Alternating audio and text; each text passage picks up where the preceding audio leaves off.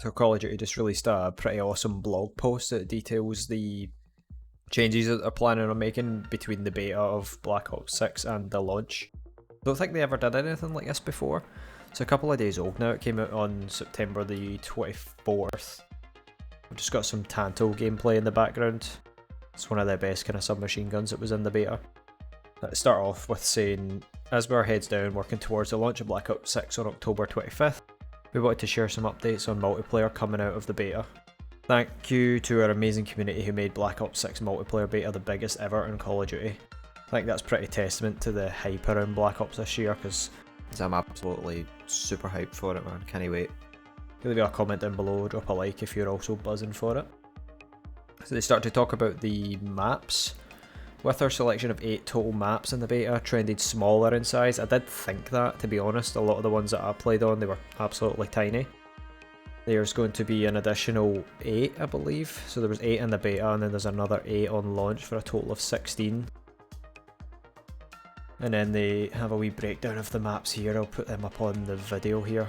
So the first map here is looking like kind of desert themed. It's like a, I don't know, it looks like an embassy builder or something. It's called Vault. It looks kind of medium sized, pretty well balanced. That looks pretty cool, nice and colourful. Then they've got Protocol. Well, that looks a lot bigger. Is that not the map from the training, maybe? The tutorial? This offshore training course doubles as a teaching ground and an island citadel fortified for the war. Yeah, that one looks a lot bigger, more medium sized, which I kind of like because I don't like the tiny maps. We've got Lowtown. Looks like it's maybe in Amsterdam or something. Not sure, but it's got water, so we can swim down there. Traverse Dockside neighbourhood with a boathouse. Fishing shed, cobbler and art gallery. Yeah, that one looks pretty cool as well, nice and colourful. That building looks like it's about to fall over or something maybe. And we've got red card. Compete from the main entrance to this stadium to the stands of an international soccer pitch. That one looks quite large as well, weird kind of shape there though. Interesting. Then we've got Vorkuta, snow map, awesome, always like a snow map. Looks kind of smaller in scale. The storm is about to hit the Vorkuta mining facility that was once a Soviet labour camp. Both teams visit a place of Mason's history to battle over key tactical positions. That looks pretty cool, that one, I like that. The snow map, the snow theme's pretty awesome.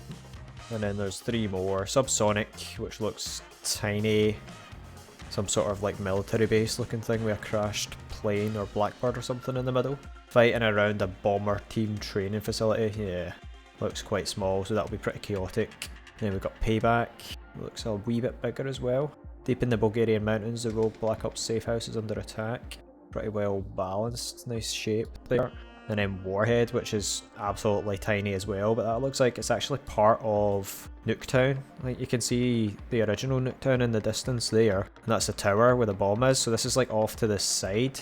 It looks so tiny. There's like what, one building in the middle, probably the enemy spawn here, your spawn here, and then it will just be an absolute cluster mess in the middle there. Interesting. 16 maps in total though, that's pretty damn good. They do say it's a work in progress as well.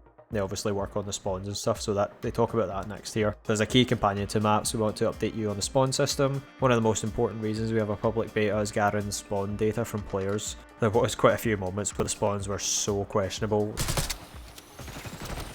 We're losing Alpha. So you can just stand in a corner and kill me. I was just standing in the corner and people are spawning. Look at that. What the hell? So they say they've got 2 weeks worth of data, already made big strides in dialing our spawn logic and identifying resolving issues with the spawn system across the game before launch. So that's pretty good to see. That was quite a point of contention. They talk about performance as well, but I didn't have any performance issues. I was playing on PC, got a pretty powerful rig, so it's good to see that they're addressing that for people with less powerful machines or playing on console maybe. Then they talk about the weapons. They said they've increased headshot damage to make skillful play more rewarding, but they don't want to make it so much so that headshots basically determine a gunfight. Tricky balance to get right, to be honest. And then they talk a wee bit about bullet penetration as well, because I think that was one of the other complaints that a lot of people had. There was just bullets just going through absolutely everything. Like wee submachine gun rounds going through solid stone walls and stuff, so they've just basically said that there should be far less penetration through cover And then they've got more to come, so improved fluidity of sniper ADS. I didn't really get much of a chance with the snipers. I tried to Dragunov, but that'll be good to speed them up. Reduction of weapon motion during crouch transitions. Small lift to shotguns and targeted adjustments across all weapons to keep SMGs from overperforming relative to other classes. Yes! Bloody hell. Shotguns, I felt like they were really weak unless you were right in people's faces. And then they've obviously talked about other weapons being uplifted as well, because it was just Jackal, Jackal, Jackal, Jackal, pretty much the whole goddamn beta.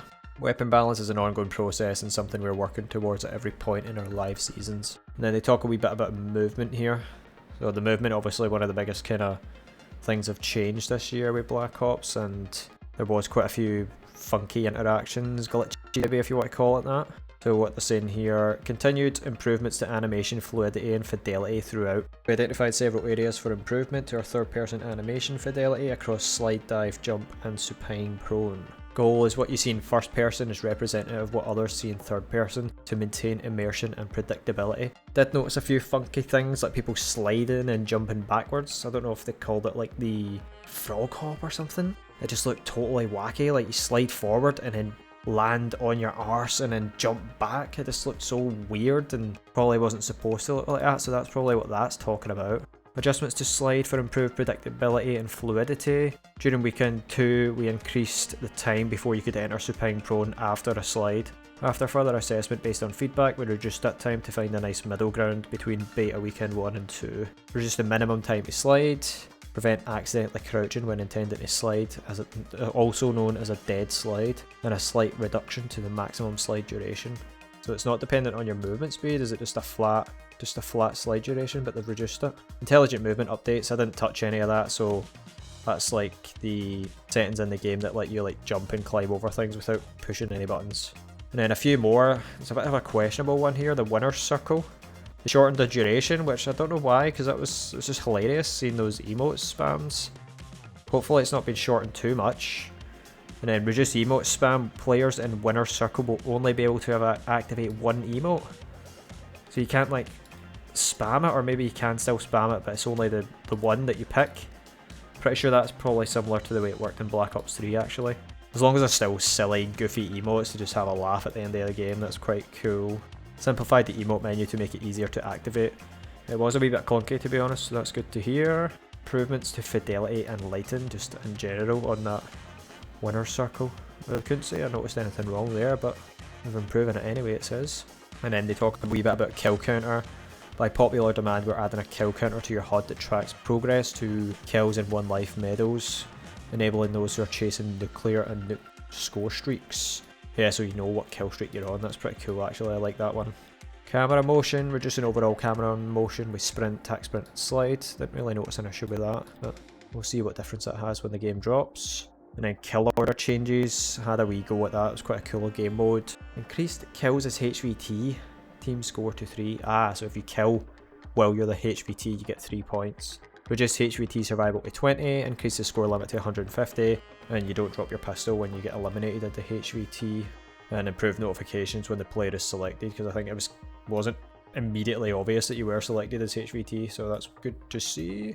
Remove the time added when earning eliminations while Sleeper Agent is active. That was towards the end of weekend 2, everybody was using Sleeper Agent and it was quite annoying, so basically it means you can't extend the duration while you've got it active, so it's obviously intended to be an infiltration tool, isn't it? So it's removing that so you can just get a good flank on the go and get like one stealth attack rather than constantly extending the duration when you get kills. That's probably a really good change to be honest. Equipment, Stimshot has been changed from inventory based to cooldown based by default. So you don't carry so many, it'll just be carry 2 for instance and then they just recharge like as if you had that perk that restores equipment, but that's just default now. Quartermaster Strategist will decrease the cooldown time. Pretty sure that's the one that will let you resupply. Resolved an issue where the combat axe would not deal lethal damage at the round start. It would be a Black Ops game if you couldn't hit those cross maps tomahawks at the start, absolutely. Classic, you got to get that, cross map tomahawks. And then they talk a wee bit about changing perk slots. I'm not sure what kind of impact that's going to have. They've just moved Assassin and Bruiser from perk 1 to 2, dexterity and gung ho from perk 2 to perk 1, so, and then changing the RCXD controls to more Black Ops classic kind of controls. And then they talk a wee bit about moving to launch. The studio and our partners are hard at work making sure the launch of Black Ops 6 reflects these changes and many more.